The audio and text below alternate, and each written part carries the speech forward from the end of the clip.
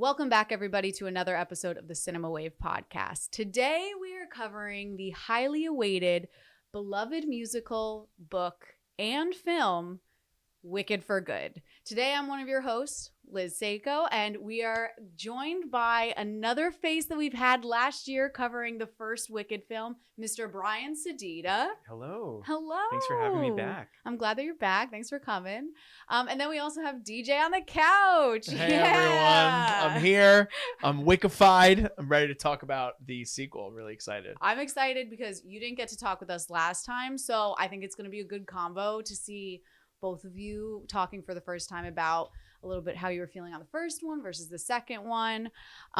So we're just going to kind of dive in, and we'll try to stay a little bit away from spoilers just for right now, but we're definitely going to be getting into them. So if you haven't seen the film, you should probably maybe pause it. If you want to hear our first thoughts, you're more than welcome, but we are going to get into spoilers pretty quick. So you should go see it. If you don't know what happens, go see the film, you know? Okay, so starting off, Brian, why don't you tell us how you were feeling coming off of the first film, going into this new one, and then after that, maybe explaining how you feel post Wicked for Good. Okay, so going into this film, the expectations were super high just because I saw the first one 6 times in theaters. I absolutely loved it. I've seen the stage show 15 times, and I'm a huge Wicked fan overall. So I felt like leaving the first movie, I felt like there was such a respect for the original source material, and it really stayed true to that versus the second one. My takeaway is that they did change a lot of things. They made a lot of structural changes, song additions, song lyric changes. And so walking away, I was not on the same high that I was after part 1. I'm sorry. Yeah. I'm sorry. We're going to get Thank into you. it. DJ, so you didn't really get to talk your thoughts on the first I did one. not. So why don't you give us brief thoughts about how you felt on the first one and then going into the second. Okay, so first of all, I'll apologize profusely once again to the lovely Elizabeth who's hosting this podcast, because I did go into the first movie with kind of tempered expectations, being like, I don't think this is going to be all that. And it was one of my favorite movie musicals I've ever seen. I absolutely loved it. It was my 4th favorite movie of the year last year. It was, if I was on the pod with you guys last year, I probably would have given the first Wicked a 9 or a 9.5 out of 10. So it was a fantastic movie all around. I've been playing the music for a year. Still a lot of songs consistently. None from the stage show, just from part 1 from the part 1 of the movie. Okay. I haven't seen the stage show. Would love to see the stage show one day. My girlfriend is a huge fan of the stage show. So like Brian, I was really excited this time around for what Wicked for Good was trying to sell us on. And I also largely came out disappointed for different reasons, I think, because I'm going to be kind of maybe the buffer in this review of the cinematic side of it, because I have no context from the musical. For me, there were a lot of things structurally that I was really upset about with this movie. I think there was a lot of things that were left to be desired. There was a lot of room for things to be different, probably cinematically, that maybe weren't in the stage show, that they could have gone in one direction, that they did not go in the direction with this. I don't think it's a bad film by any means, but the first movie blew me away to where this one I kind of left being like, I wanted it to be better. All right. I went in, so obviously I loved the first one. I talked about it last time. It was one of my favorites of the year, and I expected it to also. I went into this film a little bit more apprehensive probably than you guys, because I personally think that part 1 in the musical just is a better story and has better songs. For me personally, I like part 1 first more. So part 2 for me, I just kind of was going in thinking that I wasn't going to love it as much. I was going to love the performances, but I just knew that I was going to prefer the first one, which I do. But I was still very much emotionally moved by it. I was sobbing at the end. So I don't think I was as disappointed as you guys. Obviously, there's things that like I really did not love that they did. I think that there's some choices. I think there's some songs that like if you have the money that they had and the time that they definitely had to develop this, things should have gotten more attention than it did, or it should have just been more fleshed out. So I'm excited to talk to you about it. So for people watching, we're gonna kind of do the same structure. If you watched our last episode about Wicked, it's gonna be the same structure, going kind of song by song, breaking down our thoughts about it, the scenes that surrounded the songs, and just kind of talking about if we liked it and what our thoughts are about it. So from this point on, spoilers are happening. But before we start, I actually want to ask you a question, DJ. Okay. As somebody who doesn't know like the musical and know the kind of, I guess, the twist, I don't even think twist is the right word, but the way that the Wizard of Oz gets enthralled into the story, were you surprised by the ending, or did it get spoiled for you? Was I surprised by the end, like the very ending? Or I guess Like more, the Tin Man, the Scarecrow. Like No, those. so I will say I wasn't surprised by that. I will say because, and I don't know who, like, this isn't, I guess, the fault of anyone in particular, but coming off of the first movie, Wicked was such a global phenomenon. The movie, I mean, I'm sure the stage show was when it first came out too, and it still is. Mhm. But in I guess in terms of my circle, like what I'm constantly consuming in the entertainment world, Wicked has been everywhere for over a year.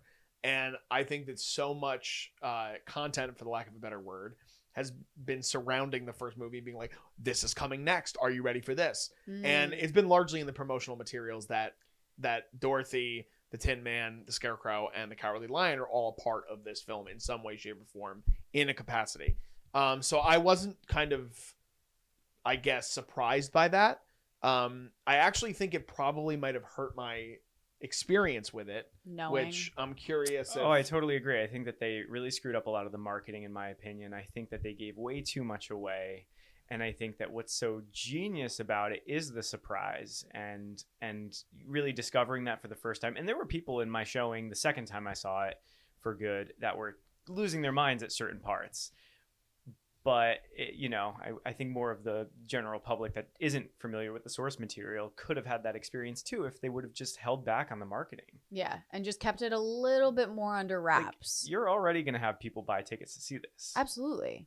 One of my coworkers, she had no idea. And so I was like, man, I wish that I could have like experienced that, because I remember the first time seeing the musical just being like, just shell shocked of like how they bring that story into play.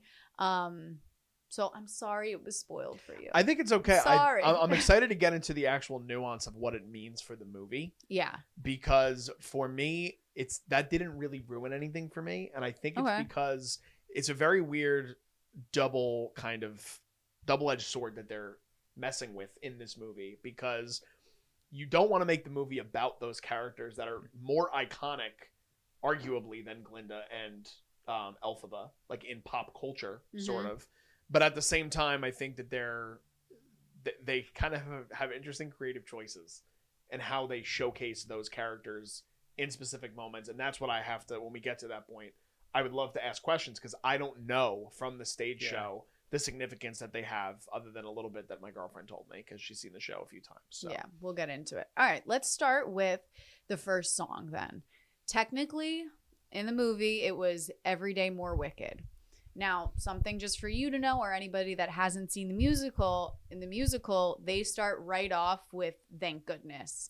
It's like a No One Mourns the Wicked reprise right into Thank Goodness. So it has like some of the same lyrics as Every Day More Wicked, but they certainly separated it here in the movie. And did you think it helped it? I will say, structurally, just to go back to what you had originally said, structurally, that is why I think this movie failed for me, because they really played around with structure in a way that just didn't necessarily make sense. The pacing was off in a lot of areas, and I don't think, it's one thing to have Act 1, it starts, it has all the exposition, it has the inciting incident, you're going through like a true uphill climb to get to the climax, and then there is a climax of Act 1. But Part 2, it's not written that way, so they tried to do that a little bit again, but it just was kind of off.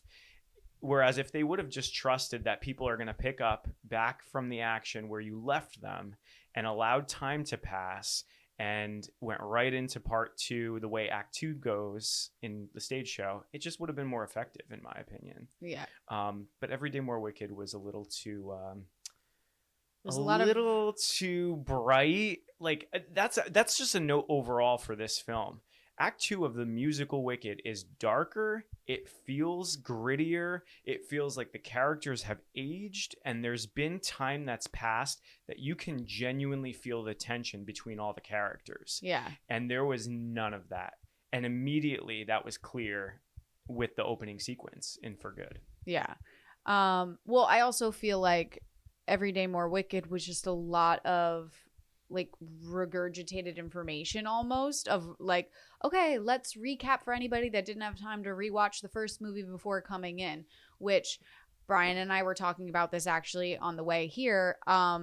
When you're doing a part 2 of something, you were talking about like the Hunger Games. I mean, what are other films that have done part 1, part 2? I mean, I think of Harry Potter, Deathly Hallows. They do you just recaps. go right back into the action from where you left Twilight off. is another one we just brought up before we started recording, but they've done part 1 and part 2 as and well. Right, and the best part 2s is just dropping you right back into the action because they're trusting that their audience and fans have already rewatched everything or know what's actually just took place and are ready for the action to continue. We don't need a 10-minute recap of where everybody's standing and what their like motive is. Yeah, and the fact that like we're seeing you see a little bit of Elphaba in her little woodsy retreat. Like you don't see Elphaba in this stage show during the opening of Act 2. It feels like she's on the run. She's, everybody's talking about her. There's like this mob mentality about the start of Act 2. And it just doesn't, because we see her immediately, especially even with the opening scene that they added, it just takes away that like, I don't know, that longing to get to that point. Well, it's also supposed to be very dark. And then so when Glinda comes in and starts singing like, thank goodness, it's clearly shows that it's celebratory, and it's clearly to show that everything else is very dark, but they're forcing Glinda into the spotlight to bring that bubbly light personality and distract people from what's really going on like underneath. And I don't know if we fully got that. I think that they were more focused on showing the turmoil that's going on with Glinda. The inner turmoil. Yes. What did you think about Well, I'll say opening? this. It's an interesting, because again, I can only come from the cinematic perspective, but I don't disagree with what you guys are saying, where it just feels like it is just a reprise of what we get in the opening of the first movie. And the interesting thing about that, obviously, is that when you're talking...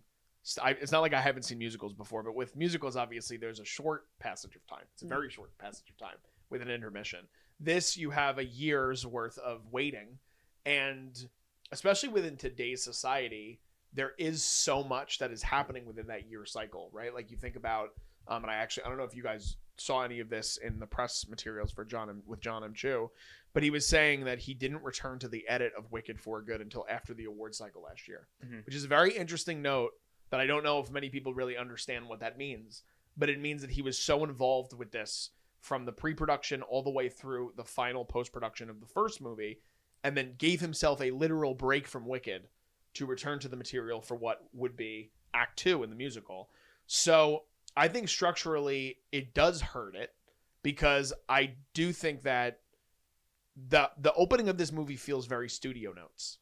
It feels like it's something where Universal goes, this is something that, a lot of people obviously love this, but when you go into it with the expectation and the anticipation that you're going to have a 2-part movie, you don't know how the reception of the first movie is going to be. Really what happens is you're hoping that they love the first movie because you've made such a financial investment that they need to love the first movie. Because if you don't put out the second one, you're just eating it. And that's a lot of money that they would have lost. And look at the way, I know we're not talking budget, but the movie... opening weekend, Wicked for Good made $226 million globally. Yeah. Which is a phenomenon, especially post-COVID. So I do think in terms of the opening of this movie, like I said, Studio Notes galore is what it feels like. And it doesn't set the stage the way that the first movie does, for me. Yeah, anyway. I do agree with your note. I didn't think of it before, Bri, but I wish it was darker now that you mentioned it. Overall, literally... and also the feeling of darkness, and like there's a reason why time has passed and why they're now called, you know, it's like the mob mentality of like we're starting to believe these lies about her. Yeah. And again, she also needs to not be seen and not have any presence. So her coming in with the opening scene and trying to like, you know, mess up the guards with the yellow brick road as they abuse animals in front of us. Why would she be seen? Yeah. You know, she's supposed to be in hiding to me. Yeah, like it's supposed to be the person that you don't see behind, almost like behind the curtain, kind of just this fear that, like the wizard is like putting into the world. Yeah. The propaganda. Yeah. The propaganda, and just did you feel, DJ, that there was time that had passed, or did it feel like not at all? And it's one of my biggest criticisms of the entire It's movie. really strange. Even some, like, I know that the costumes and the makeup design have really done a beautiful job at showing time passing, but the character, like the direction and the writing and the performances don't necessarily feel like time has passed. And it doesn't feel from like a structural standpoint that there's any bit of longing to reunite all these people who have been separated. I was explaining, if you do, you want to keep going on? No, keep Thank going. Goodness. Okay. Yeah, keep talking.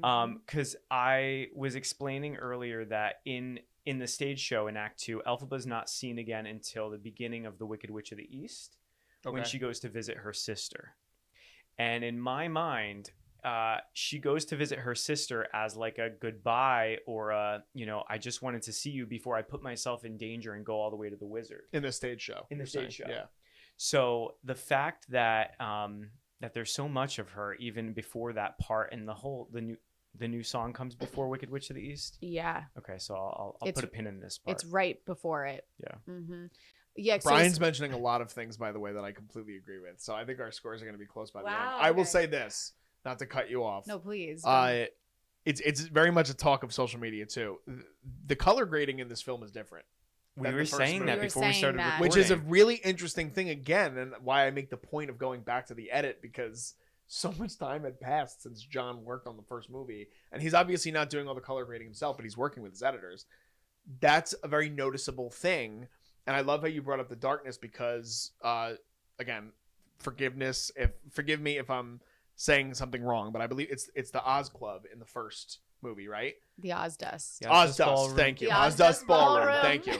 The Ozdust Ballroom, the way that scene is lit to me, and the way that scene feels, is how the darker moments in this movie need to feel. And I don't want to give like this whole overall thing, but I'll say this. You said you were emotionally gripped by the end. Again, you've seen the musical. You have a deeper feeling with that. I'm very curious when we get to it what you feel.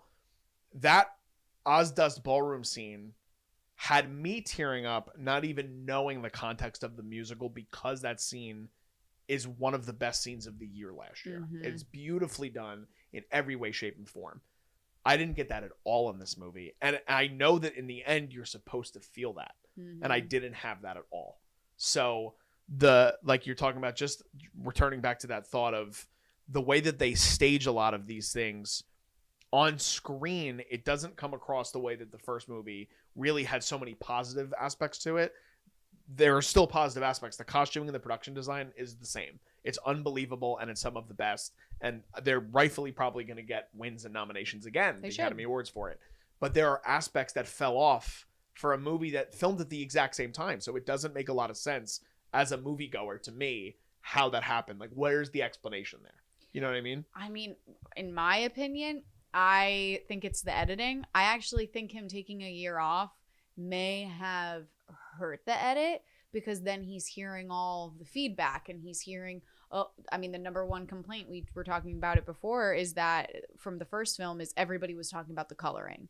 And that was really one of the only complaints that people had from that first film, was like, oh, the coloring's weird, it's super muted. And so I think that was in his ear probably, or the colorist like going into it and was like, okay, we need to make the color pop then. And it's like, no, you should have made the color pop in the first one. Right. And then this one should have been not muted, but just darker tones.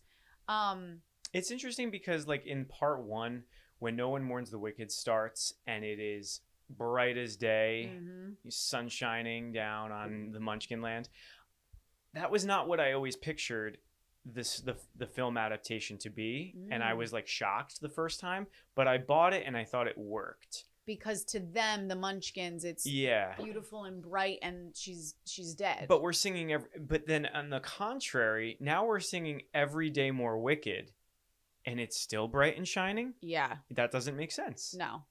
Yeah, there's no rain. Like there's no change in weather. Except... And I know it's maybe on the nose to do that, but that's how you bring somebody into an audience into a story. Which is why the audience isn't as connected to this movie, because they're literally just doing a parallel to what that first movie was. So it's something where, like you said, Liz, they want to have this effect of being like, you remember this? But it's like, that's not what we just saw this movie a year ago. Yeah. Like, it's not. And they absolutely reshot some of Thank Goodness, because if you saw the promotional materials of some of Ariana's dress, it was this pink, like, cupcake looking dress almost, and there was those like ballerinas behind her. That was absolutely Thank Goodness. That was part of the or at least Every Day More Wicked. They probably went back in after this was a viral, dance with What Is This Feeling, and added that part in and said, we're going to do it again, and we're going to add that dance everybody knows and loves now. Yep. Which that was the part that I just couldn't stand, was all of the callbacks. The la la la la la la la. I'm like we got it. That was absolutely not there. No, it wasn't, and it wasn't needed. It was like, we get it, or it's fine if you add one when we're already in the movie, and then it's a quick little like, oh, here's a little gimmick. But to open up on things that we've literally just seen, and also, we just ended on Defying Gravity, like one of the dark, like it's. They're separating, they're going separate ways, like that is a true transitional moment, and then to just be like, and we're gonna go right back to the beginning, kind of crazy. Let's talk about Thank Goodness though. Did you like her performance? Thank Goodness is one of my favorite songs in the actual stage musical. And I loved Ariana's performance, and I thought she was exceptional in her delivery and her, you could see the emotional turmoil she's having. Again, I just don't think everything that's happening around her necessarily helps the performance or enhances her performance. But it was great on its own. It would have been better if it just had the support from everything else. What did you think of it? I don't even remember it, so that's what it did for me. Wow. Okay. I will say this, because you brought up Ariana, who and she's going to be a lot of the talk again from the cinematic perspective going into this, because a lot of people thought she was going to win the Academy Award, and she didn't. So now coming into this movie, it's going to be very interesting, because I do think she's the strongest part of this movie personally. She is. I agree. And the first movie, I remember coming off of it and telling you how impressed I was by her. And you're like, but what about Cynthia? And I'm like, well, Cynthia is unbelievable at everything. Not that Ariana isn't, but Cynthia is like, I've seen her in other, like there's a film called Widows, which is like a darker drama that I think is one of the most underrated movies that have come out in a long time. And I think she's great in it. And she's a standout amongst like Viola Davis. Yeah. But Ariana, like I wasn't expecting that, And in this, it's almost like, and I don't know how it is in the stage show, so I'm curious, but like, Elphaba didn't even feel like second fiddle.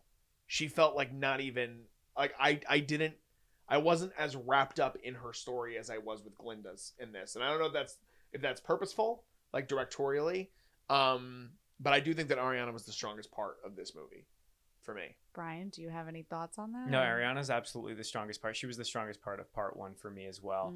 The reason I think you feel Elphaba is not as present in this is because they added so much nonsense and just like filler that it just distracted from the true story Elphaba should have in part two. Like the way you're interpreting Elphaba in this is very different than how you interpret her in the second. Yeah, and quite frankly, like I love Cynthia's part one, and I kind of defended her a little bit in saying she's holding back because she's gonna let loose in for good, and she really didn't. I mean, there's like moments later on in the film that she like shows that quote unquote wicked side.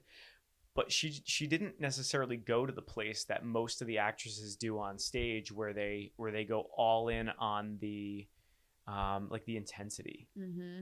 Well, yeah, it's supposed to be her story of how far can a person be pushed into wickedness before actually eventually becoming that and not wanting to be it, but being forced into it also. And I think, I mean, that's also hard as an actor too, because you are supposed to like look at your own character in such a positive light. So like a part of me is like, maybe I never think Elphaba is wicked. No, but is it that like she's trying to make her just I think she was trying to humanize her a little bit too much. No, and I'm not, and I say that, and I kind of take back those words because I do think like there's a lot of Elphaba that is pure and good, but I think she as an actress cared a little bit too much about what other people thought about, you know, her character, and trying to protect her character from actually being seen as wicked.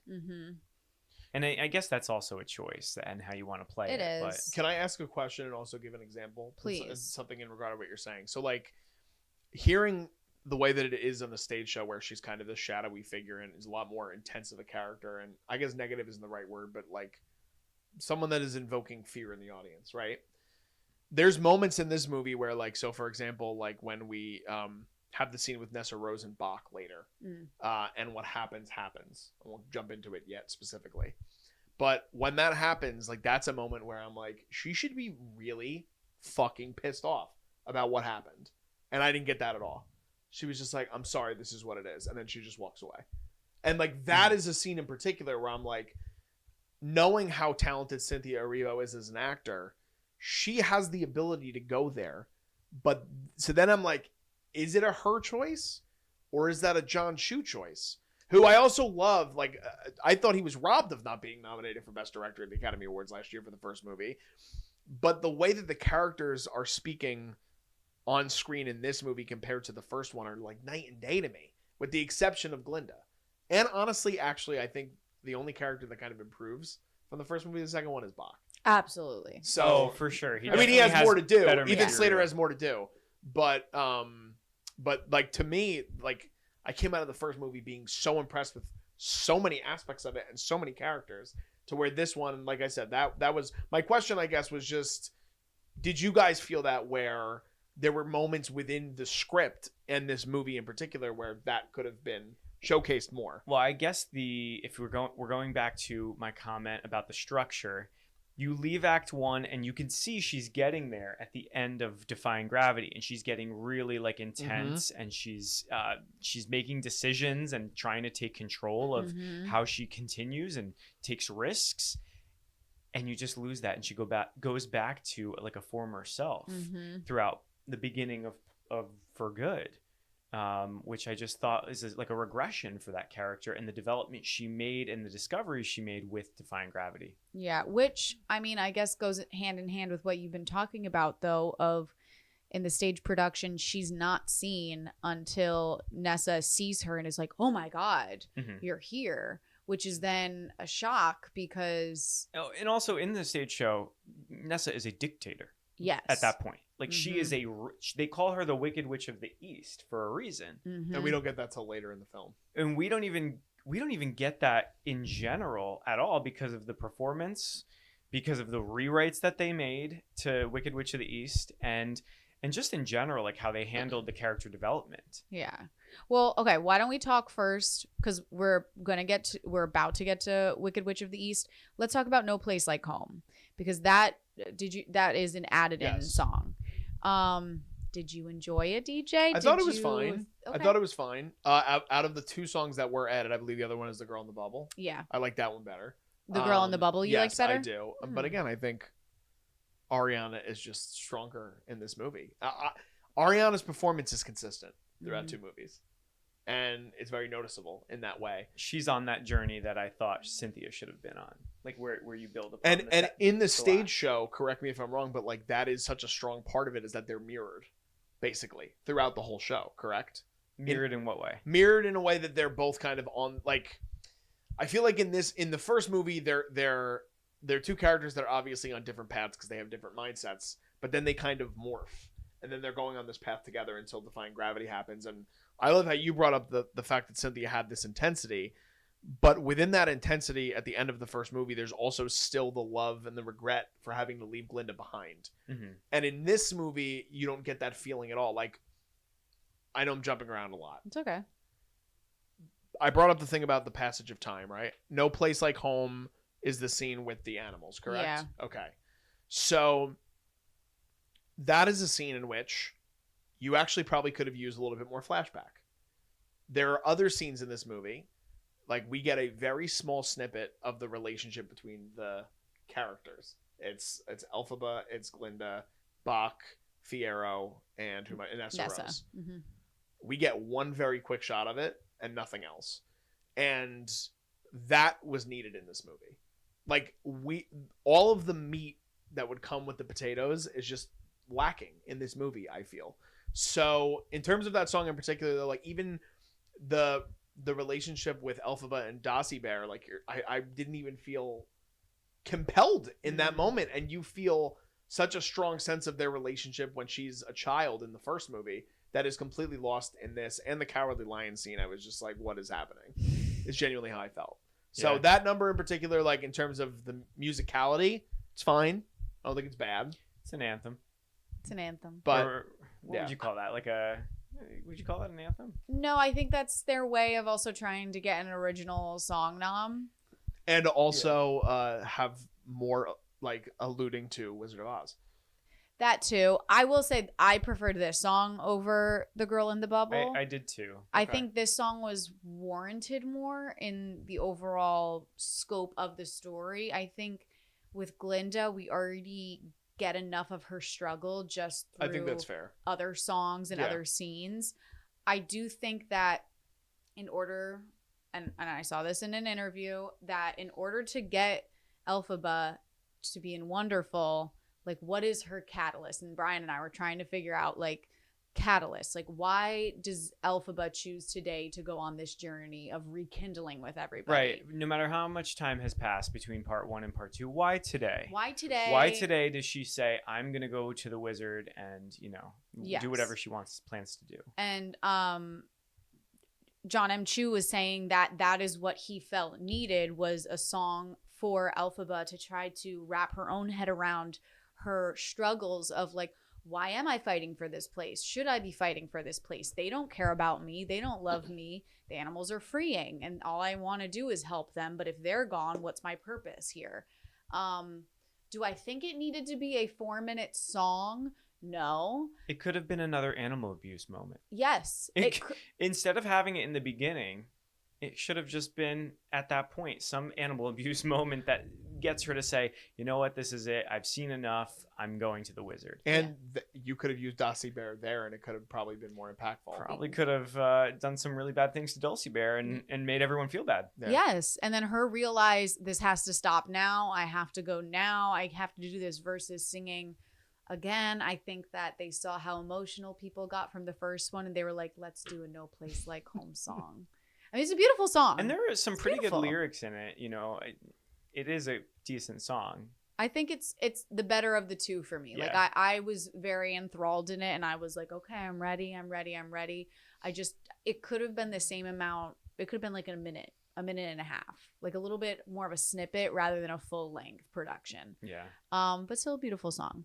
So then the next song we get is The Wicked Witch of the East. Which is not on the Broadway cast recording for those who have listened to the original Broadway cast recording. It's the one song they chose to omit because they said it would give away too much. And they didn't want to, back in 2003, do that or spoil it for anybody else. Which I love that choice. Great choice. I wish you could listen to it. I could listen to that version because they can keep this one.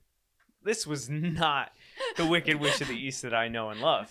Go off, Brian. And I will go Tell off. us. But honestly, it's one of my favorite parts of the musical. It's one of my favorite characters is Nessa Rose. And I was so excited when they were expanding the universe with the movie because I thought, wow, Nessa is finally going to get some good character development and she's going to get her due. Because in the stage show, she maybe has like 15, 20 minutes of stage time at the most. And they didn't do that. They didn't do that. They changed it. They changed everything about it. Can you tell us what they changed? Yes. So, again, you don't see Nessa or Bach or Elphaba until this one scene in the musical where it's in the governor's mansion and Nessa's there. Bach is her servant. He's clearly her servant now. And you think he's like unallowed, just not allowed to leave, not allowed to do anything. And that becomes very clear in the dialogue that they end up having. Whereas here you get a little bit of them kind of being close pals to each other still. And he's like, I'm going to go. And she then says, you're not allowed to leave Munchkin Land by putting that order in place with the trains. Yeah. And that whole train sequence doesn't happen in the musical, obviously. And then Elphaba shows up in the wardrobe as she does in the movie, and that's the first time you see Elphaba in the second act of the stage show. In the musical, she's in the wheelchair and she sings a whole song to Elphaba saying like, why you run around Oz, trying to help these animals that you've never met, and not once have you used your powers to help me. And then she starts singing like all of her life that she's dependent on her. How do you think it feels? And she starts like talking about the wheelchair and saying like, I've been stuck in this wheelchair, not able to get up. So Elphaba casts the spell, and she's now, the ruby slippers have been enchanted. They're on fire, and she can get up out of her wheelchair and walk. Mm-hmm. In this one, they changed it so that she's like lifting her spirits. Yeah. And she's able to fly just for a moment, and that's cured her, and she's happy now. It's just so unbelievable. It's just ridiculous. I think there is a way to make it work. I think it was poorly executed. Right. Because I will say, forgive me because I forget the actress's name that plays Nessa Rose in this. Marissa Bode. Mm-hmm. Marissa Bode. She is like in a wheelchair in real life. Mm-hmm. And so even doing something like that, I had seen that people were like, it could have been insensitive to do the whole thing of her walking because she actually can't walk in real life. And that might've been something, but you could do something, for the lack of a better term, like Mary Poppins-esque within that song, where you could actually have her like really kind of emoting and flying around the room. Like she literally gets lifted and then that's it. And so that moment also doesn't, like that whole scene when Elphaba does come in and you get that first meeting between the two of them after time has passed, probably should feel like the stage show. Like it feels like a really important moment, and it does not feel important at all in the movie. And it's also when Elphaba finds out her father has died of shame because of what she did. And now Elphaba's like accepting that feeling and the news that she got that her father's not there anymore. She actually comes back to see her father in the stage show. Mm-hmm. And discovers him dead. And Nessa goes, what do you mean? Father's dead. He died of shame once he found out what you did. So she was coming back to see her father and get like, I don't know, some closure maybe. Well, it's also she's been in hiding, so it's not like she's seen newspapers or anything. She's been, so just to give you like, that's depressing in and of itself, and it didn't feel anything like that. And I also think a big part of it too is again, why does she go there? Like, what is the catalyst? Because there was a moment where I was like, oh, she's here, and we're back here, we're here now. Why are we cutting to this scene? I also, and it should have been at night. I should have been at night. Why are we doing everything during the day? Everything is light. Everything is light.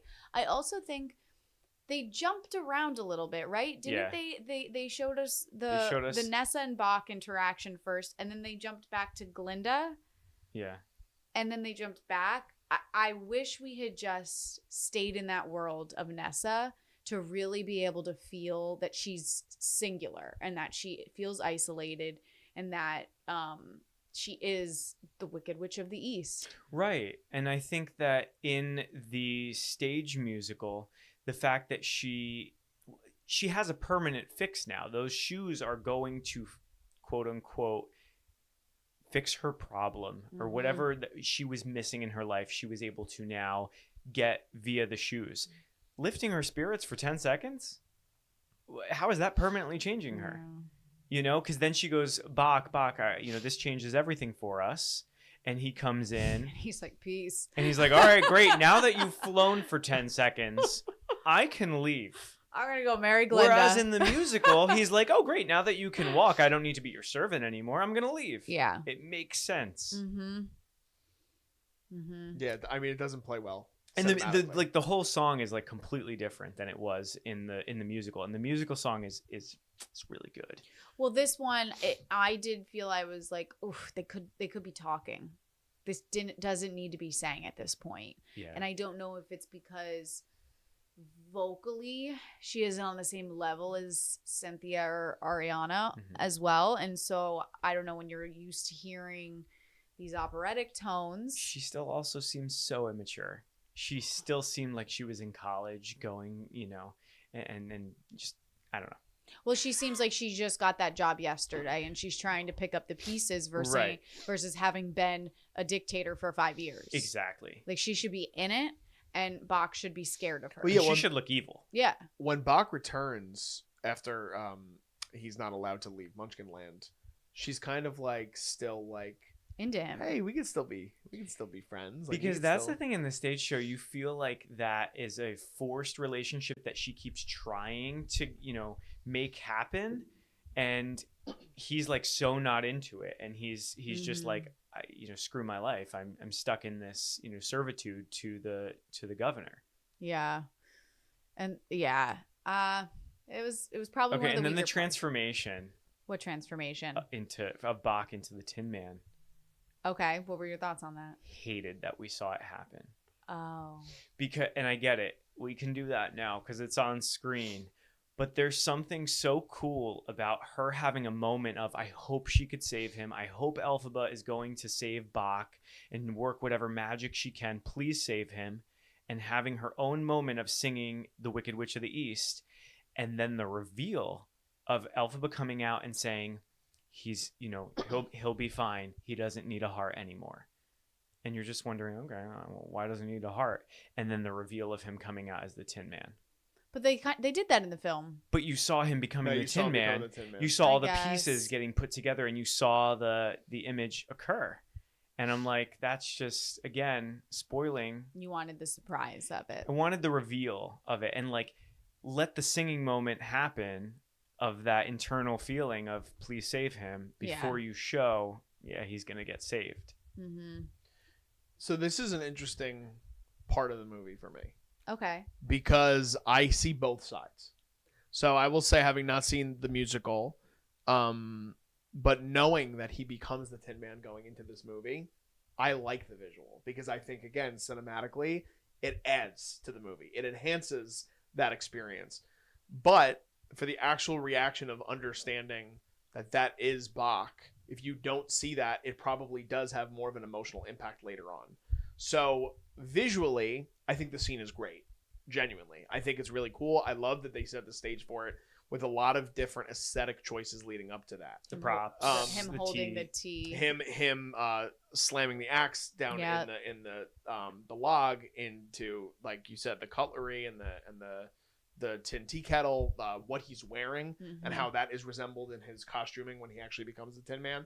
Like, all of that for the aesthetic kind of aspects of it is great. But so that's where it's hard, because I can't say if I prefer one or the other, because I only can speak on what I saw. Like if I saw the stage show beforehand and then you get that reveal later that like Bach became the Tin Man, I would be like, wow, that's like so interesting that's how they decided to go and connect it to the Wizard of Oz. But then, like you talked about, Brian, they also spoiled so much in the marketing that it's like you already know that they're going to be a part of the movie in some way, shape, or form. So the other side of my brain is then like, well, I want to see more of that because I care about those characters the same way I care about all these characters now, if that makes sense. Yeah, no, it definitely does. I don't think it bothered me that much. I think I was more focused on just not loving Nessa singing. It really didn't move me. And I just feel like if we... Well, she can't act either, so...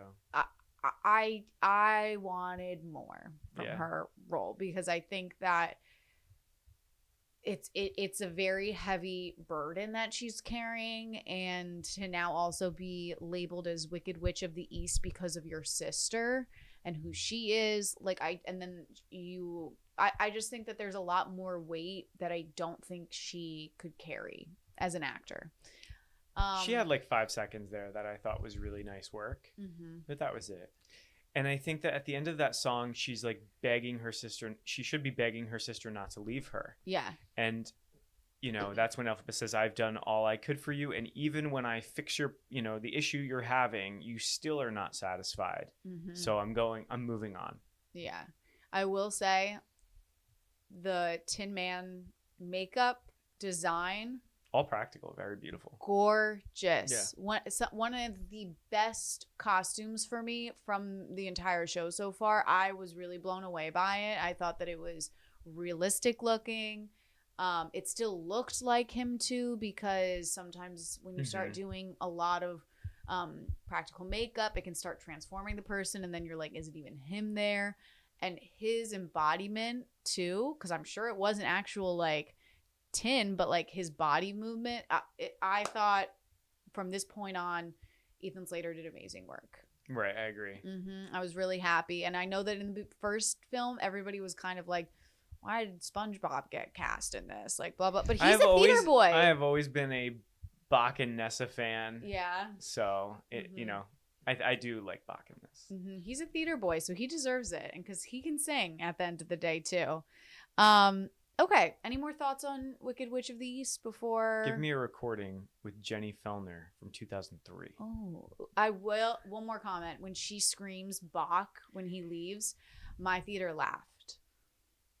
They laughed because Tough look. They laughed, but I know why they laughed. It's because how that meme of her from the first film. Oh man, yeah, took off of her being like saying his. Do you know what I'm talking about? I don't know if I do. You know what I'm talking about, right? When she's like Bach. Yeah. And then so people started laughing because she screams his Me name and again. Bach. Yes. Yeah. And so people started like giggling to themselves, and I was like, man, this movie's just a meme at this point. Like, Oh boy. But okay, no more thoughts about that song. We're going into Wonderful. Wonderful. I really enjoyed the sequence of Wonderful. Hit us with it. What were your thoughts? I like a lot of scenes in musicals that take up space. So I love this because it showcases so much of the practical. Which again, to me, is regardless of there's a lot of great things that happen in the first movie and that go across and encompass all of the Wicked cinematic experience. The production design of these two films is the best part of the movies for me.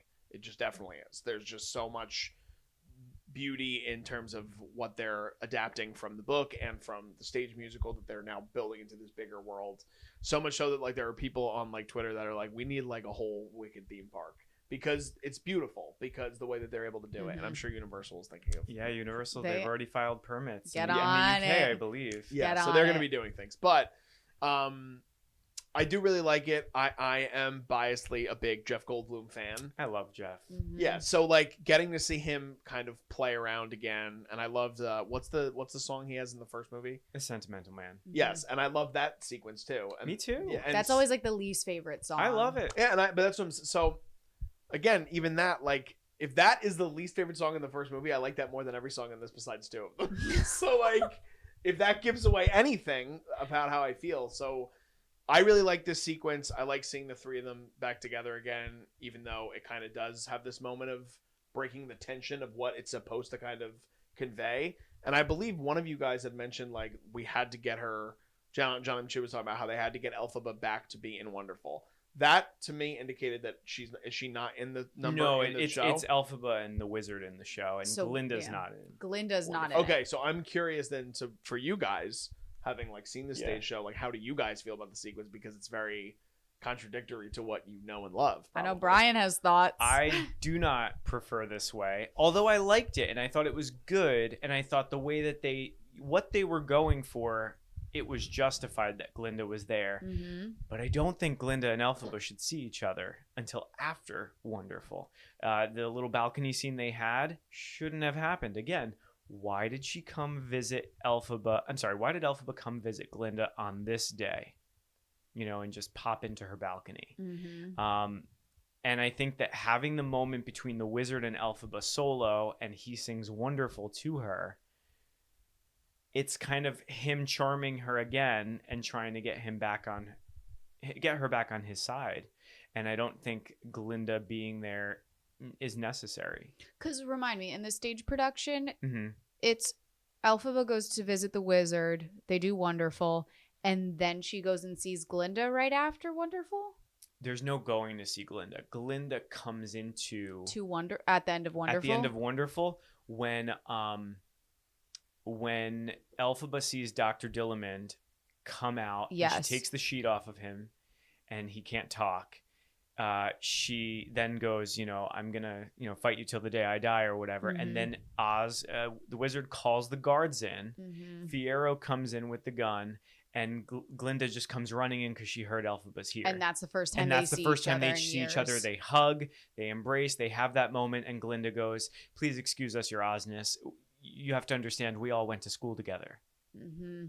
That would play way better in the movie. I will say that. So I like the musical number as a musical number, but does it serve the purpose of the story in a better way than the stage musical probably does? No, it doesn't sound like it does. Yeah. Because the other thing is, the wizard is supposed to be like the con man, right? And Jeff Goldblum is a fantastic actor, and he does. I think he's a good singer too. I keep hearing he does his own music too. Right. I don't think these people who keep saying he can't even sing, and I'm like, the wizard isn't supposed to like belt. I think it's also because now that they have Ariana Grande in the song, it's really emphasizing just the lack of musical training compared to. But that's how the wizard is written. It's written to be this kind of hunky dory. He's a carny. Well, that's the whole part of it. But which I think Goldblum is like perfectly cast. Like there are young, and again, I don't know how like he is like in terms of age and things like that, but.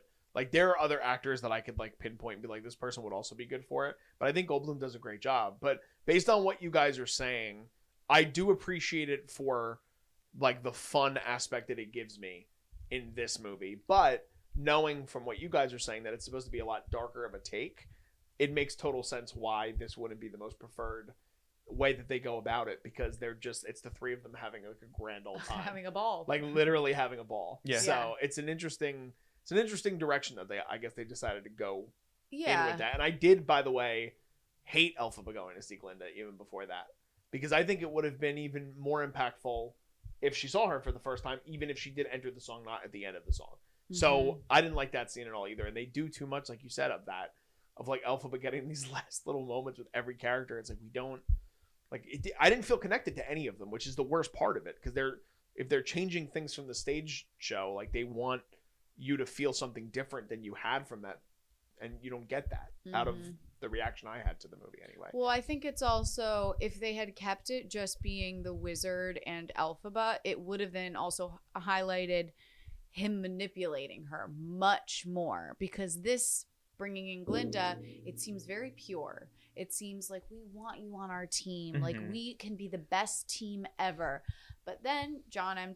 He says that, like, his explanation is, he's like, the only person that convinced her is Glinda, and that there's no way that Elphaba would stay there for an entire song listening to this man. Well, I don't believe that. Because Elphaba's the type to hear people out and give them a chance. Yes. And also, like, Elphaba, which again... And he takes her broom in the stage show, so she can't leave. I also think this kind of then gets into the part of Cynthia's take on Elphaba, of making her very, very, very human and very, I don't know, grounded more. But Elphaba is supposed to be a little, she's supposed to be impulsive. Like, she is supposed to just be kind of not knowing what she's doing, but just trying to go with what her gut is saying. And like, okay, right now my gut is saying I need to go talk to the wizard, and I'm going to hear him out so that we can figure this out, so that I can save those animals. And so I feel like I didn't need Glinda. Did I love having Ariana Grande there? She sounded great. Of course I did. I thought that it was such a fun, like, scene. I did, as much as I didn't like some of, like, the callbacks, I really liked them sitting on, like, the brooms and, like, going into that room. Moment of her using the defying gravity lyrics and flipping them, yeah. I thought that part was really beautiful because she was there. Like again, it was good the way they did it, because of that's the choice they made to bring her into it. But I just don't think she had to be there. Yeah, I mean, as a supporting actress, she was in every scene. Every scene. Interesting. We'll talk more about that in a minute. But anything else on Wonderful?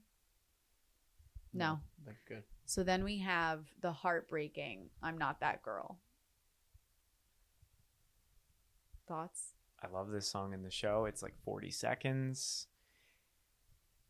And I thought it was beautifully sung, and the emotions were so raw from Ariana. I really believe she was totally crying herself. Yeah. A little bit for herself, for the character.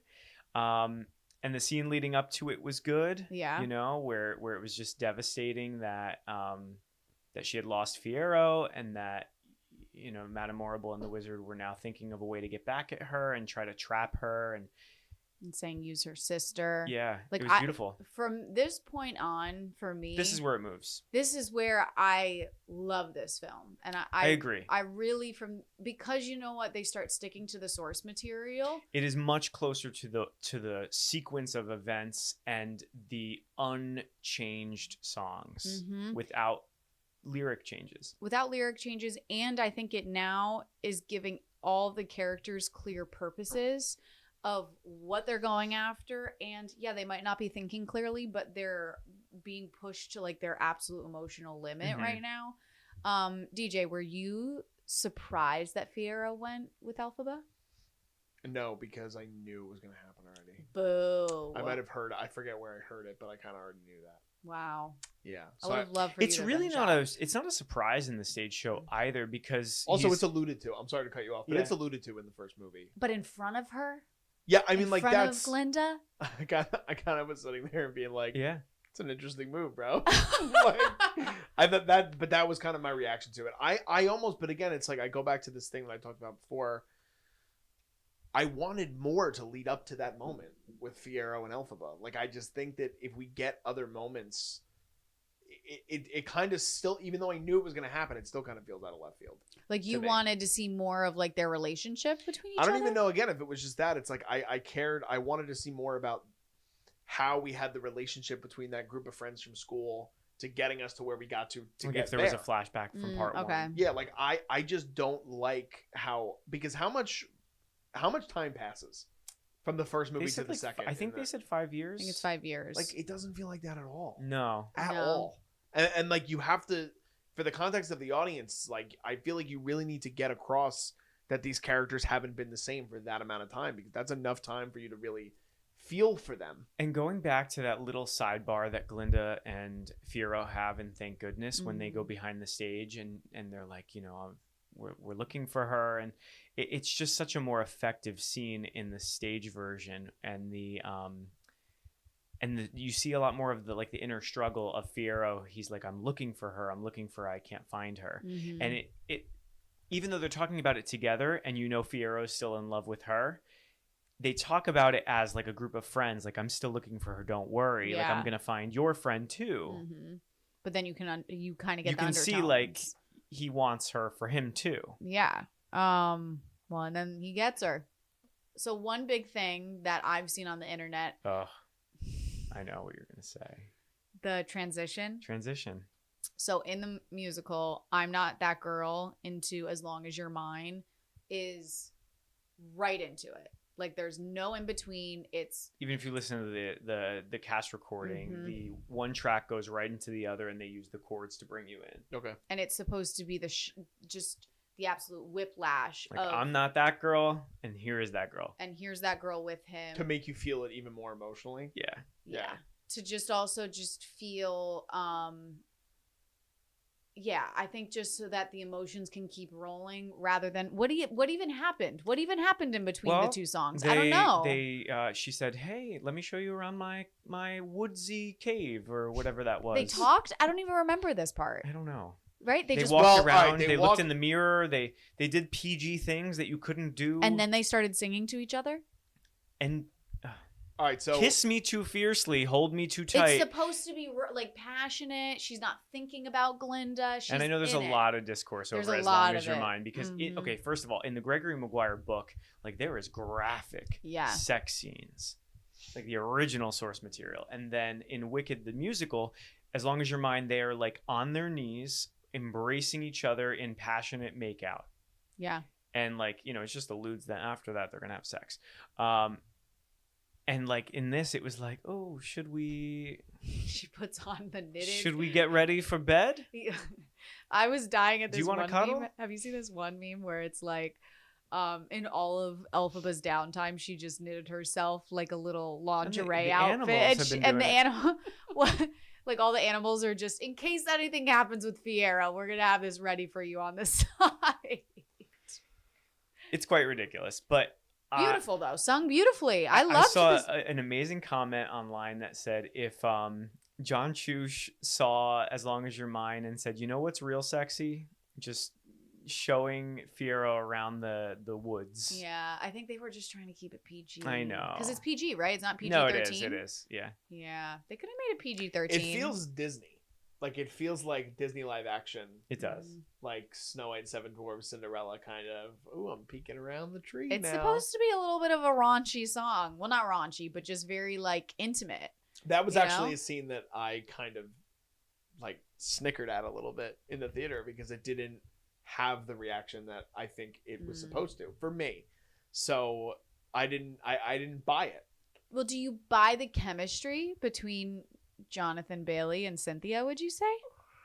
Or is that the problem? That might be part of the problem. I didn't get it. I mean, I don't know if I even necessarily get it with Jonathan and Ariana, but again, I They're don't think not you're supposed to. They're not You're supposed to. You're It's supposed supposed to be a like political totally. thing. Yes. Yeah. But also like Glinda's so into it. Yeah. And like it's a one-sided relationship. yes, which you definitely get in the first movie. But no, I don't know if that was what it is because Mhm. I don't necessarily know if I felt the chemistry between. Do you? I think there's a level of chemistry, but it's also a level because that is actually the first time they're with each Together. other Yeah. in first of all ever like in that Mhm. intimate way, but it's the first time that they've seen each other in years. So there is a timidness that I think is warranted out of the performance I from each agree. of them. And they're trying to figure out how to do this, but I think it needs to be a little more just needs to be sexier. That's really it. Well, also that timidness needs to go away as the song progresses Yeah, because the song progresses into even just for this one There's night. climax. Yeah, literally. To the song. Yeah, and literally. I know. But no, like they start talking about like this could be the last time. Like Yeah. we could die for all we know because of him leaving with her. Mm-hmm. Like that's that fear also. So yes, it's like timid, but it's also like I may never see you again. So I thought they did great. I thought Jonathan Bailey kept up with Cynthia, which I was a little nervous about just because I mean Cynthia does have pipes on her and I was like Performances were excellent and vocally. So I really loved that. My audience did when she says the line of like, this is the first time I feel wicked. People were like, oh shit, ooh, like in the audience, and I was like, It's usually the same reaction in the theater too. yeah, because it's just a funny play. Which also, by the way, let's go back to the raunchiness and the sexiness. Okay. This is fucking Jonathan Bailey.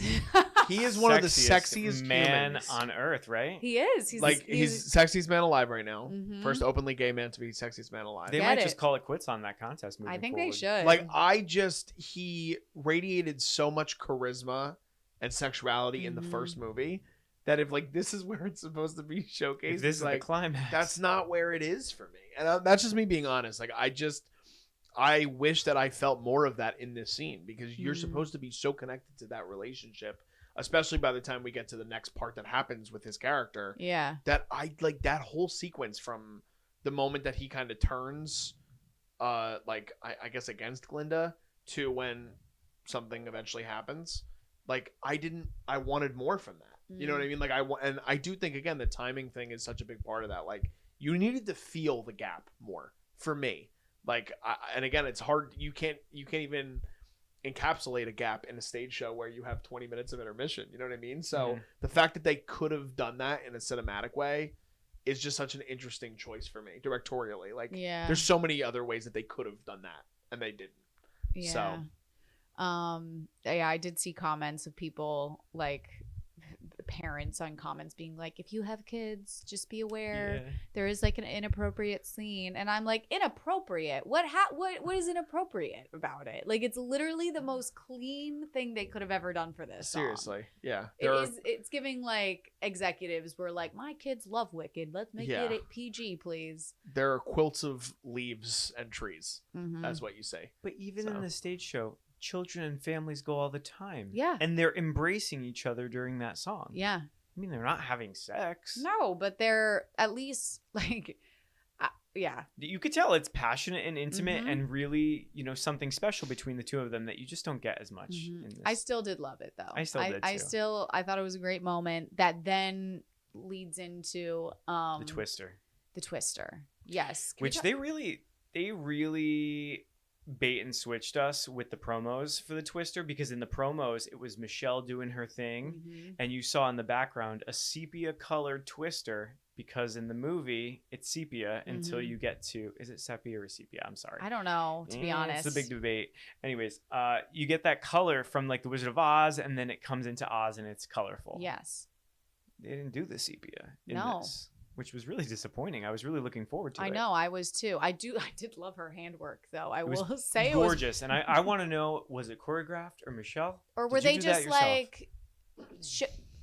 like conjure up the Conjure the tornado, and twist. she was like, "Amen. It's Here like, we go. I got this, I've been guys." waiting. I mean, I'm she an probably- Academy Award-winning actress. That's how she got that role. I got think. it I think twisted. she did the hand stuff, and they were like, "This is her. This is her."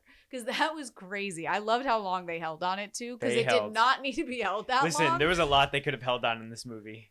That shouldn't have been one of them. No, I loved it. I loved it, Brian. And then she comes out and goes, "Bach!" Yeah. again. And I laughed because I'm like, this is It's just always ridiculous. Bach, In the and you're middle of a like, Twister, why are you she's out? rolling herself out in the middle of Munchkin Land and yelling for Bach. Are you kidding? But what else is she supposed to do? How else is she supposed to get there? They could have been like, "Okay, Governor, we have to move you from this building to another building," or they could have just dropped it on the governor's mansion, They could have. or I don't know, but something else. That didn't bother me It that bothered much. I me. know it bothered Because you. that It is didn't not bo- how I always pictured it happening. I've dreamed about this for a long time, and I've never dreamed of that. I know. But I thought that it was cool watching like them bring the Twister It's a in cool and the shot. house down. It was very cool. Did you like it, DJ? I like the Twister. Mhm. Correct me if I'm wrong, but we don't see Nessa's legs in the scene at all. No. Well, no, but don't. in The Wizard of Oz, once the shoes get Yeah. taken off of her, they curl They shrivel in. up into Oh, the house. okay. Yeah. Okay. True. I know, it would have been nice to see like I thought we were going to. maybe, but I was like half confused in that scene. 'cause you're I like, was oh, she's not there anymore. yeah, like you can't see any. No, remember the shoes get taken off, Yeah, and then yes, she just yes, like yes. curls right in. Yeah. Yeah. So that didn't bother me. The I like the Twister. The aftermath of the Twister is a very interesting scene. What the two fight. The Okay. So I was gonna say, was it like the calm after the storm of the tulips? Because I loved those shots. I do too. I thought that was like a nice something that we don't get in the musical. You weren't expecting them to have like cat a fun fight? a funny They call it no, the cat fight. the cat Yeah. fight's fine. The way it's shot is poor. It's one of the most poorly shot Okay. sequences in both movies. You could tell, like they're very much like it's one of. I mean, again, they're like on location, but the way it's lit is very weird. It feels almost like the frame rate is different. Hmm. Like in that scene in particular. Biggest laughs in the theater was Ariana making fun of the Wicked Witch's laugh. Absolutely, which I Which think is is a a great- great moment. A great moment. But it was just it's an interesting scene after everything that happens. It was fine, just Mhm. tonally. It was like this movie tonally was kind of all over the place for me. So it was, and then that kind of leads us into the whole Wizard of Oz aspect of it, which is it's so interesting that you guys are like, from this moment forward, I thought the movie was really great, because for me, a lot of it was consistently the way it was. Wow. throughout the See, whole I movie really for me. loved the whole rest of this film. I wouldn't say I loved the rest of the film, but it's when it like dropped in and I felt like, okay, we're getting closer to what the stage musical is, which is what I love. Yeah. Did you like this? The cat, Cat fight? fight? No, there was something off about it for me. Too and funny? I think it was the dialogue to me. I don't know. The cat fight, like in the stage show, is very like, it's sad because she's coming to pay respects, and then it just turns into a fight that like they didn't set out to have with each other, and the laugh happens after the slap in the musical, because in this one she's doing a flip while she's laughing. It happens quicker. It's quippier dialogue. It's just way closer to the point than it happens in the movie. So yeah. Well, I think that they probably just let them improv, and then in the edit they saw how much people were loving just the little ad libs that Ariana was doing, and so then they were like, oh, come on Greenie in there, that's so funny. Yeah.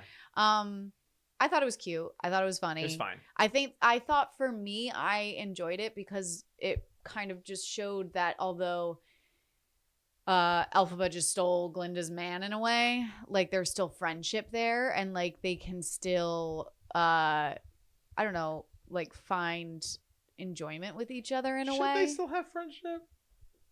Yeah, why ruin a friendship over a man? Why do it?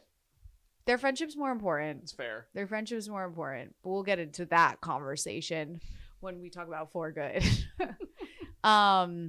What else do we have? What's next? Oh, Is this Fiyero? this is Fiyero. Yeah. Becoming. Well, so him getting taken away, him putting the gun to Glinda's head, then getting taken away, and then we're into No Good Deed. Favorite song in part 2. It's not my favorite song in the show. It's probably the simplest staging. She literally just, is just it throughout the. Oh, that's the thing that this song reminded me of that doesn't show up like at all in any of the Wicked movies. Fog and Haze. It's like all over the stage musical, Haze and Fog. And I know that like they're using dry ice in the musical, but like where was like Fog and Haze throughout parts that could have had it to make it look darker and spookier? Or like just some rain. I love a good rain scene, like. But No Good Deed was definitely my favorite execution of something that I thought really was enhanced with the musical. I'm sorry, with the film versus the musical, especially when she says Nessa, Dr. Dillamond, Fiyero. To be able to pop herself back in those scenes and to be able to see those characters standing beside her, to put herself back in her own shoes and think about her choices and thinking no good deed really ever does go unpunished.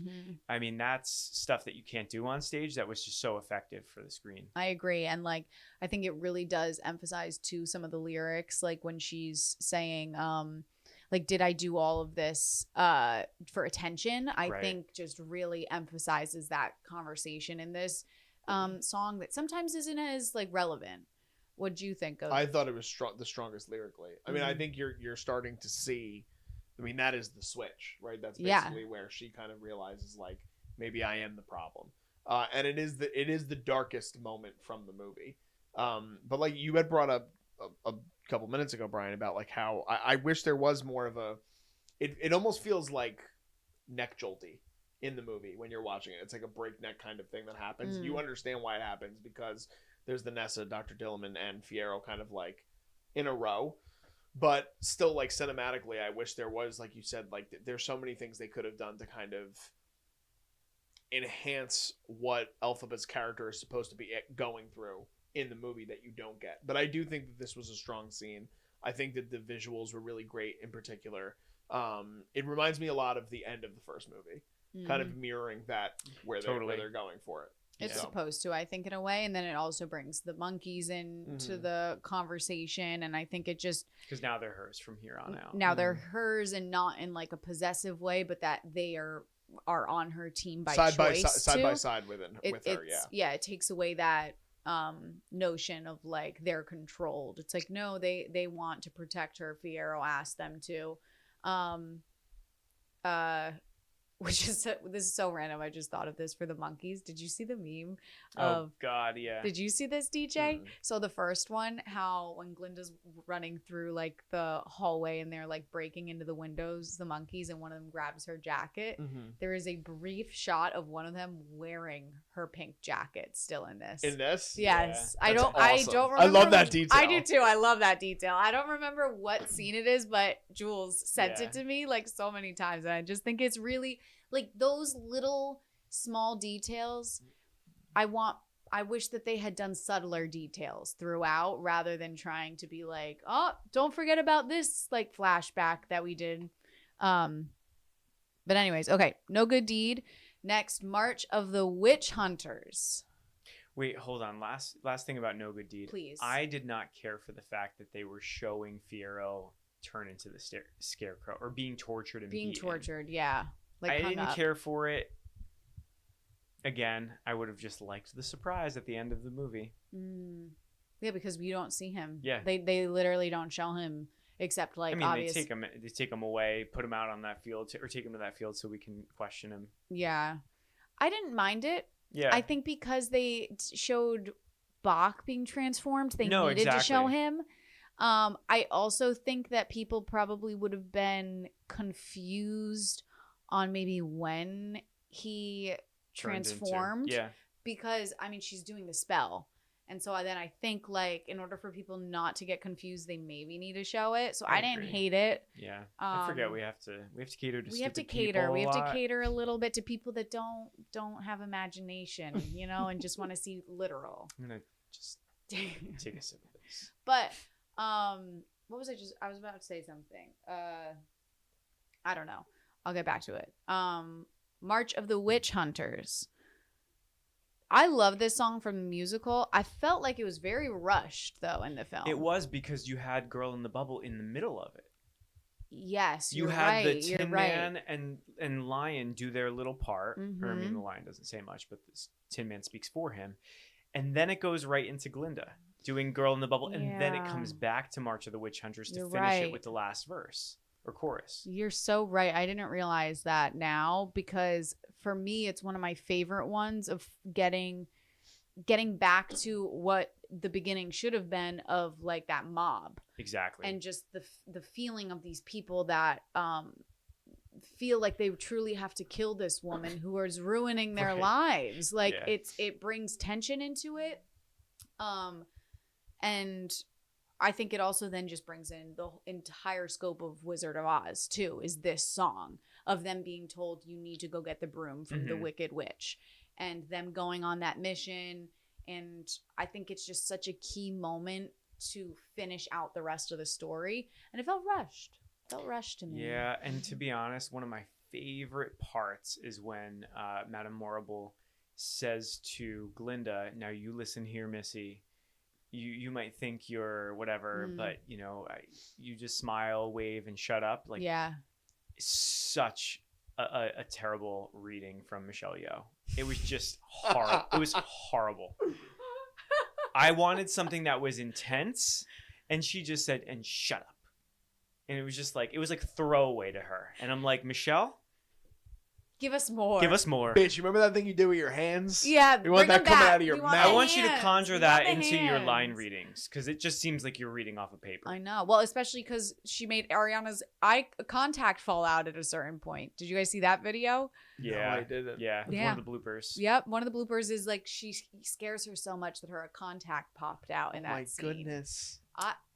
No. DJ, what are thoughts? What are thoughts over there? Okay, I have a lot to say. Yeah, we kind of jumped it through a lot. No, that's okay. Michelle Yeoh is way stronger in the first movie than this one. I 100% Absolutely. agree. And I think she's one of the best working actors in the world right now. I So don't it's- actually think she found the character in this one. And Because she did in the first movie, Yeah, I believe. I agree. I totally agree. But I think in just a sidebar about her character for a second, she in in like the second act of the stage show, you're on the same team as Glinda now, but behind closed doors, you're like, "Oh, this bitch needs to shut up." Yeah. But like, you should be sucking her ass Mm-hmm. throughout most of TJ's dying. Michelle. You love should be it. sucking Ariana's Yeah. ass throughout most of For Good. Yes, because Glinda is the face. She's the face. She's the face. she's what is getting people behind their mission, and she is and during this part, she's just like sick of her, and she wants to tell her off and says to shut up and don't make any waves, and that's where you see her like come on again Yeah. in an evil way, because Madame Morrible is the most evil character in this She's whole movie. conjuring everything essentially behind the scenes. But I'm sorry, we cut you off. Well, Keep but going. you don't get that in this No. movie, and that's again another part of the reason why I unfortunately disagree with you guys. Where to me this movie is on the same tonal plane the whole time, and you don't get any like even so that what is it called, March of the Witch Hunters? Yeah. And you just said you were like, yeah, it like really links in the Wizard of Oz thing. Doesn't for me. They make very strategic, directorially charged choices with the visuals where you don't get a look at Scarecrow, and I understand why you don't get a look at Scarecrow, but I got to be honest, with the way that they shoot it, I think with the angles that they chose, you wouldn't have even been able to tell that it was Jonathan Bailey. Mm-hmm. So they should have done it, because then it's like I'm sitting in the audience being like, why are they not showing the Scarecrow? Well, they didn't show Dorothy during that. No, part that either, which again, Well, an because she was interesting choice. taken away. Wasn't she? No, they were No, all that's, walking out together. That's the next part. Oh, okay. Yeah, but I'm saying like that, and because there was so much hubbub coming into this movie where they're like, who's playing Dorothy? Who's playing Dorothy? Who's playing Dorothy? And it's not a big deal at all. No, in and this I movie. love that they didn't show I her. love No, it. see, like, to me, I don't even care that they showed her, they didn't show her, but the fact that it's not really a named actor doesn't even matter. They could have showed her, and it would have been fine. But in the to me. musical, they don't show her. Yeah, at I all. know. So that I So know. like, I They show a think- shadow. Yes, Right? like Yeah. behind a scrim, right, or something like that. Yeah. So, but to me, it's that choice of like, I don't even feel the connection to Wizard of Oz. You're really only just connecting with the Tin Man character, which again makes sense in the context of Wicked. Mhm. But then, why make that choice and then not with the Scarecrow? Because I understand what you're saying. Like, I do think the execution was worse in the showcase of a character from Wicked mythology becoming one of the characters from the Wizard of Oz. It's worse with Fiyero and the Scarecrow compared to Ethan Slater or Bach and the Tin Man. So like, they could have not shown that either, and I would have been happy with it because I don't think it plays the same to me. In the musical, it is just the lion. Just his tail comes out, Yeah. and he's like, "Oh, you're a scaredy cat." I mean, he doesn't say that, but like that's the reason you can Yeah. tell why he's not coming out and speaking out against Yeah. the witch. And then the Tin Man does his thing, and you don't see the Scarecrow at all Okay. either. It's interesting.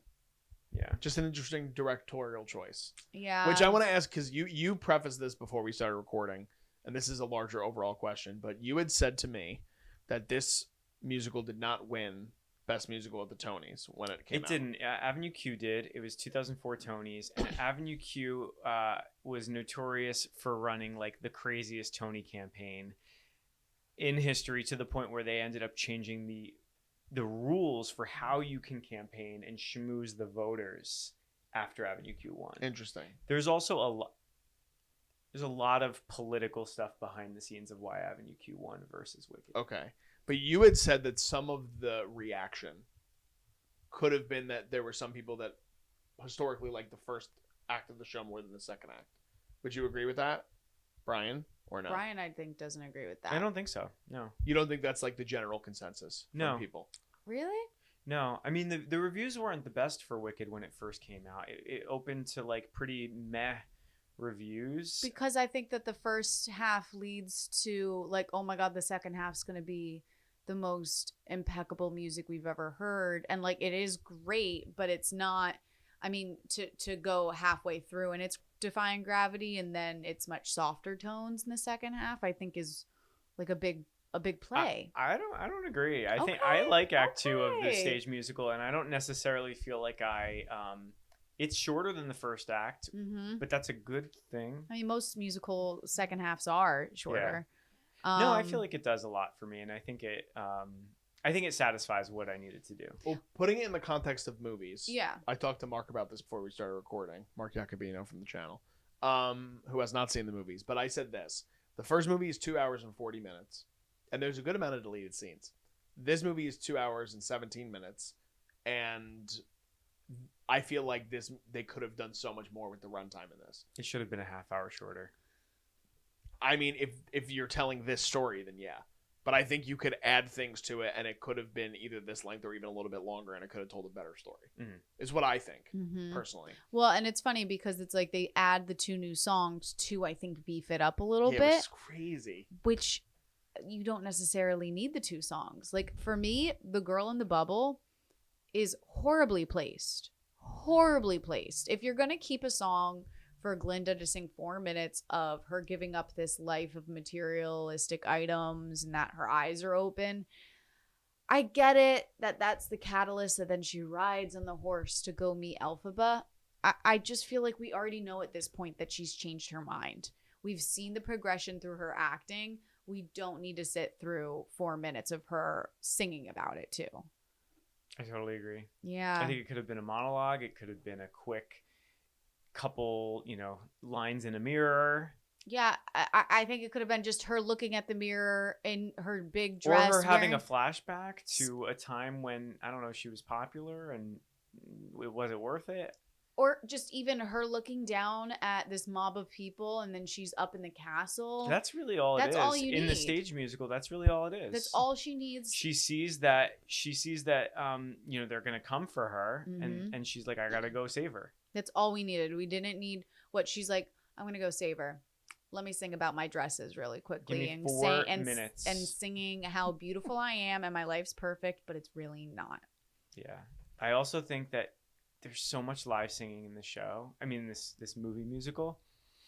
But this song, for the most part, was just her singing to a recording that was dubbing over. I think it just didn't look like it was lining up for me.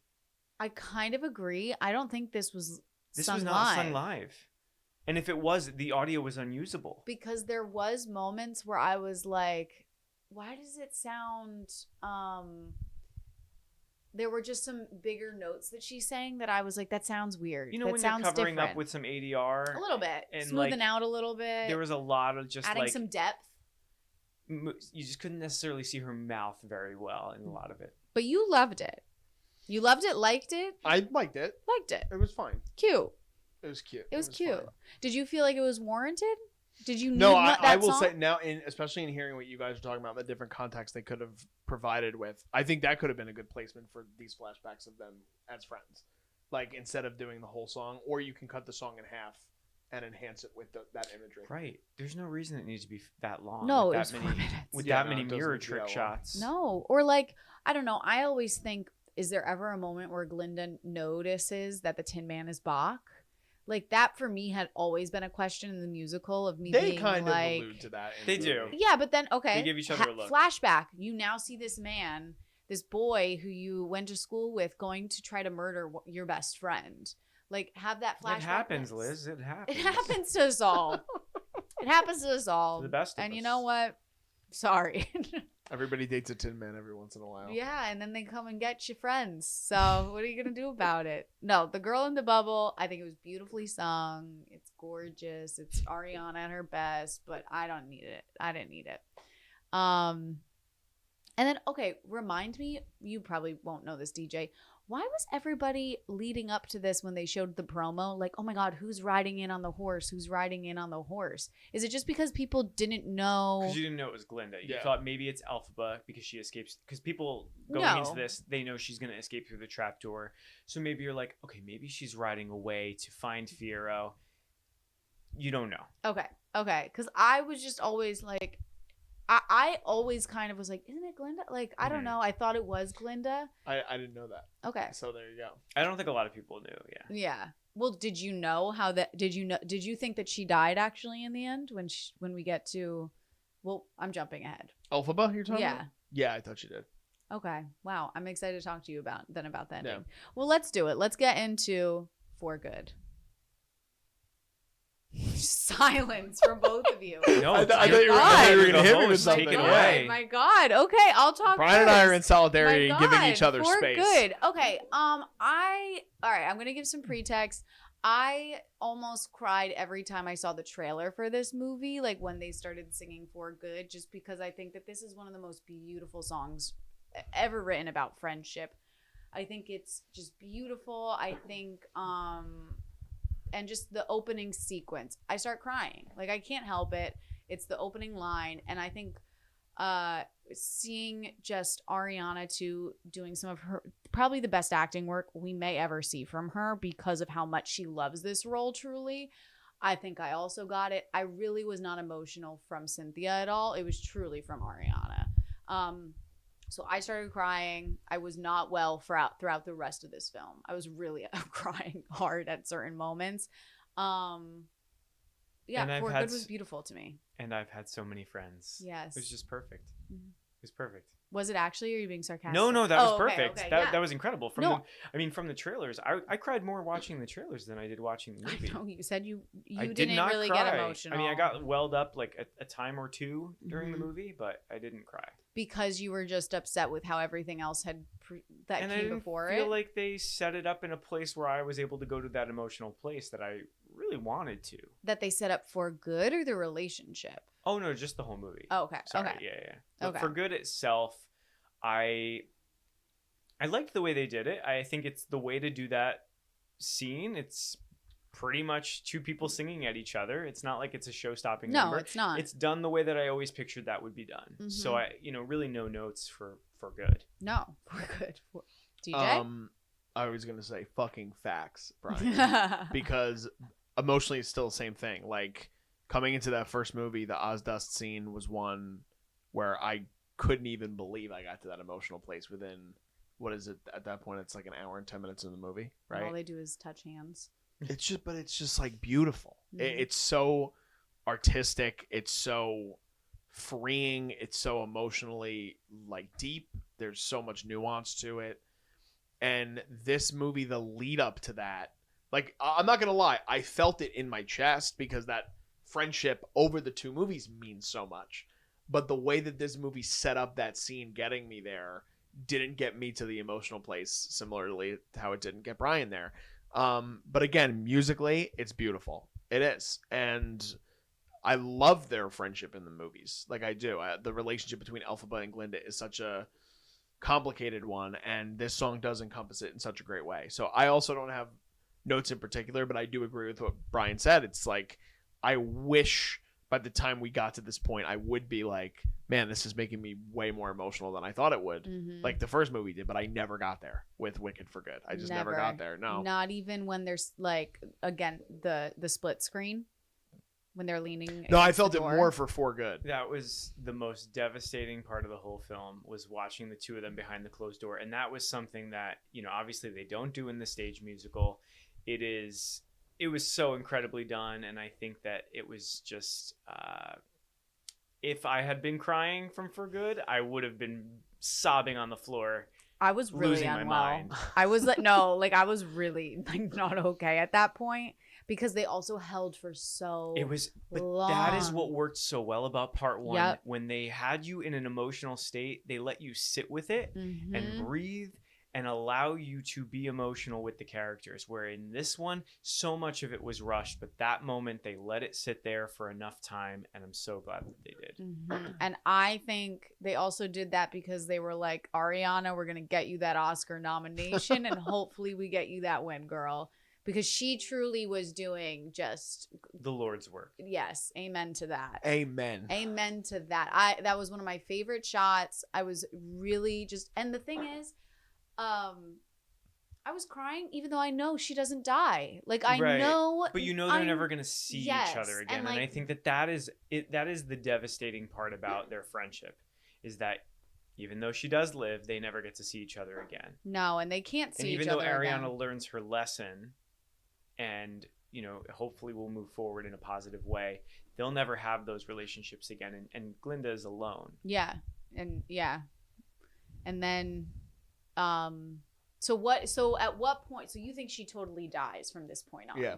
You are like, oh my god, she really. Beautiful cinematography for me with the shadows and the through the crack in the door. Mhm. Because in the musical, it is done on a curtain that they pull across the stage, and it's all shadow backlit lighting. Mm-hmm. So to see it happen in the same way with shadows here is such a beautiful nod to the stage show, but to have it happen in the crack was from From her- Glinda's perspective yeah. was so beautiful. I think it's smart too because you still have the audience members that don't know what's going to happen, and so to have it be from Glinda's point of view of thinking, I Her mean, friend's in dead, yeah. The Wizard of Oz, she dies. Mhm. She dies. So I think to do that was just really smart to wait until you do the big reveal. And then what's the next sequence that comes up? Glinda picks up the hat, right? That comes right up after she goes comes back out. to the wizard, shows him the green Mhm. bottle that Chistry hands her in the puddle. Did you know that he was her father? I had a feeling. Okay. That I actually didn't know, but I totally had a feeling. Because Yeah. of the green bottles that he just they kept really wanting to show him drinking that. Yeah, in, which like, the again, end. like Brian said, really want to feed the audience that we're really fucking stupid. Yeah, they didn't Yeah. want to do any surprises except the last moment they wanted to do a surprise. And what bothered me is in the stage show, Glinda comes back with the green bottle, and it's Morrible and the wizard there, rather than two separate interactions. rather than two separate interactions. And I think it works better when you have the two of them together, because I felt like it also gives Morrible the, oh no, like leave me, like don't do anything bad to me. I know you're gonna send the wizard away, but I love you, Glinda. You've been great. And and Glinda's like, mm-mm. Yeah, and then she gives that line back to her that Morrible says to her in part 1 at the Ozdust. And it just wasn't as effective because it didn't happen in a way that I felt like it had the like callback to It part wasn't 1. earned. Yeah. Yeah. Because they were separated, you think if they had just been together and it was one it big... should have just been Glinda like going through her list of I'm turning this place around. Yep, and you guys are together versus like her going, oh, well, let's go to this person and then this person. Yeah. I think it was also just to keep extending the time of the film Yeah. as well, and to give Ariana probably just more space to just get more screen time. She's a supporting actress. Even though she's a supporting actress, that girl had more screen time than anybody in this film. On Broadway, they were both leading. In the Oh, Tonys. same, In the Tonys. Adina won. for Yeah. Alpha Well, Blood. we know that's not how it works in the Academy. Yeah. No. I No, mean, they it are is being not. strategic, which I think is smart for her. Sure. I don't think she won't win if she's in lead. No. No, because I've seen other No, we know. performances There's a performance from this year that is that I think a is runaway. locked in. Yeah. But anyways, And then you have the next sequence would be her going back down to Munchenland and delivering the news. yes, and then the callback of her coming down in the bubble. Did you like that we went back to the Yeah, first because film in the stage musical you do. Yeah. It's done differently, and it's a different like they added a lot more. Did you like the when she's like, wait, I have more to say, and because they started to I fade away did and then like they come that back? actually. Okay. I thought that Mhm. was good because I always wondered how we can connect the two. Yeah, continue like the story rather than like just on an endless loop of like It was a really satisfying ending, I Mhm. think, I do too. for I those also- characters. even though I might like the movie the least out of the three of us. We'll see when we get the scores. From For Good on, I do think was really good. So 10 minutes. 10 minutes was really good. Yeah, to where I thought the first movie, everything was really good. Yeah. Mhm. Well, I mean, So there's a skeleton there there's a little there's- bit. there's There's a little something hope. There's a little to hope show at the that end. it could have gotten to a different place. The one thing that I also will forever think about from the musical, and I thought maybe they would be able to do this, but I think it's just hard. When do they come up with this plan? Her, Elphaba, and the Scarecrow. That for me. So I think What is your thoughts? Because for me, that's always a huge I plot think it's the hole chistery note that he brings. that he gives to her when that they're he gives to her. And she goes, "We've seen his face for the last time."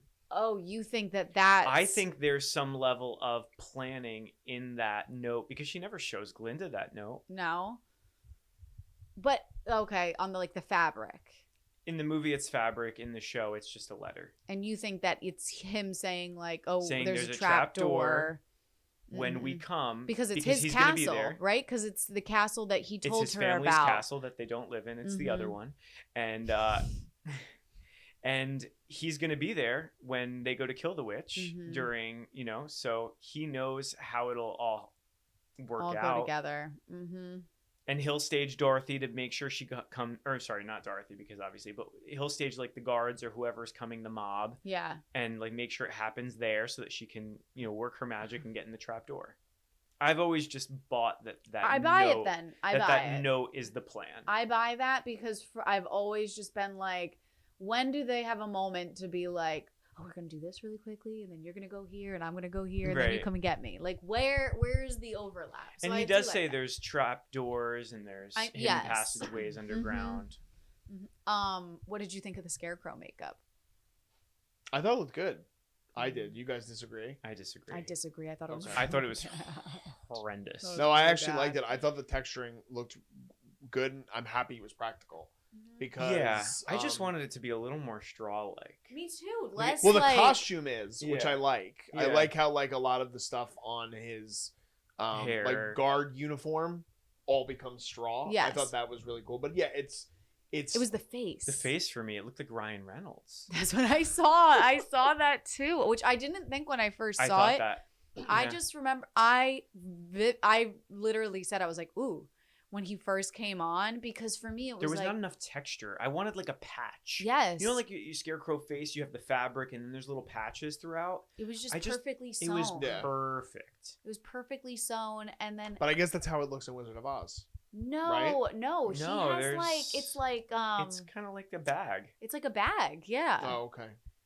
Yeah, it's not like the like you don't see stitches. It's kind of just smooth, and then he has like straw everywhere. Yeah. I just also think because Tin Man was so good that I was like, oh my god, I can't wait to see the Scarecrow. Yeah. I can't wait to see this. And he came on, and I was like, oh my whoa. god, whoa. Well, even more of a reason from my perspective that if you guys were like, oh, like you're like Brian, you were even just like, it didn't even look like Jonathan Bailey. Even more of a reason to me why they should have just shown him then before that. Yeah, I think they wanted that shock. Yeah, that's like, true. It's That like is true. Yeah. I don't know. Yeah. Well, and then the final thing we need to talk about, I don't know if DJ knows this, the ending shot of her Is the poster? Yes. I did Oh know well, that. also the Grimmery opening. Oh, the for Glinda. Glinda, Yes. when they're singing to each other in the abyss. What like, do you take that as? I would you say? actually read or watched a video and like saw all the cast's interpretation of it and like does she have powers now? Why did it open for her? And apparently somebody decoded the shot of the Grimmery during that part, and it like I can't remember exactly what it said, but it does show the intention that like it was a specific directions for Glinda of how to move forward. And it, Elphaba has those visions, so I do believe she was able to see Glinda at that moment with the Grimmery open, but That's Glinda right. can't see her. No, I mean, I took it as maybe like half and half, that in a way it's Glinda now coming into her own too, and now that she's fully this full-formed scoped person, she is able to have some sort of powers. And then maybe it is Elphaba giving one last gift to her, or it could be that the Grimmery was always meant to end up in Glinda's hands. Like, I feel like there's just a lot of open-ended, which I love. I do like this open-endedness about it, Yeah, for it was people to beautiful. see different interpretations of, because I've seen all over the internet people saying like, oh, Elphaba turning back around was her passing her powers onto Glinda, which I don't think is true, but like, And the rainbow, I love the rainbow. yeah. There were some beautiful visuals. It was beautiful. I think the ending, they did really well, and they gave enough time. It didn't feel like very rushed ending, which is kind of crazy because there were some very rushed parts in this film. But the ending, I mean, the whispering, I was like, wow, gorgeous. Love that. Yeah, it was beautiful. It was beautiful. Okay, well, we talked a lot about this film. I think it's time for scores and final thoughts. DJ, I'm ready. hit us with it. Your camera's about to die too, so we'll see how All right, long we get through this. let's But I'll power do my through. best.